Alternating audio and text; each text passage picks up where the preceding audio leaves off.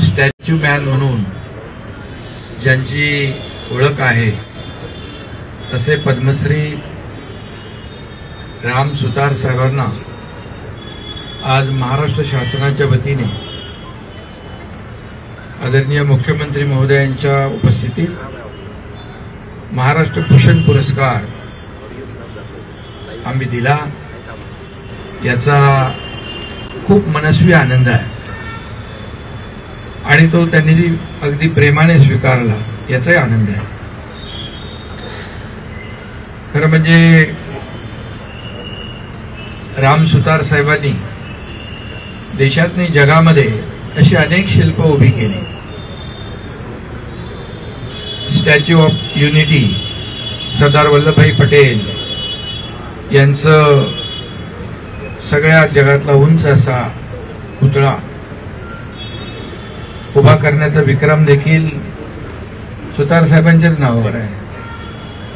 आणि आता दादांनी उल्लेख केल्याप्रमाणे चैत्यभूमीतला भारतरत्न डॉक्टर बाबासाहेब आंबेडकर यांचा पुतळा आणि स्मारक स्टॅच्यू ऑफ इक्वॅलिटी हे देखील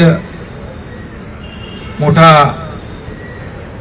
बाबासाहेबांचा पुतळा सुतार साहेबच उभा करतायत। आणि आता त्यांचे सुपुत्र अनिल सुतार साहेब आहेत।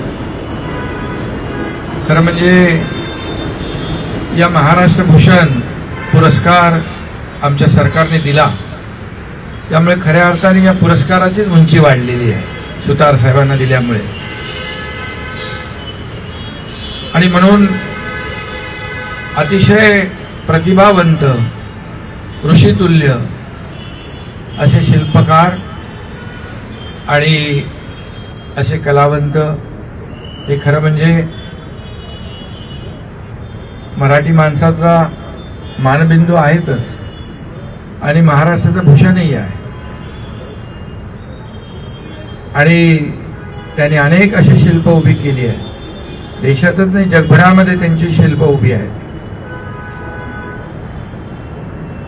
आपल्या संसद भवन परिसरात देखील 16 शिल्प उभी आहेत। आणि अयोध्येमध्ये मोठा श्रीरामाचा पुतळा देखील होणार आहे। आणि खरं म्हणजे असं जगविख्यात असं व्यक्तिमत्व राम सुतार साहेबांच्या या ठिकाणी कर्तृत्वाने त्यांनी देशाला जगाला दाखवून दिलंय।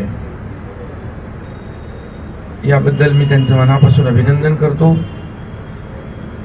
आणि त्यांनी आता 100 गाठली आहे। त्यांना उत्तम निरोगी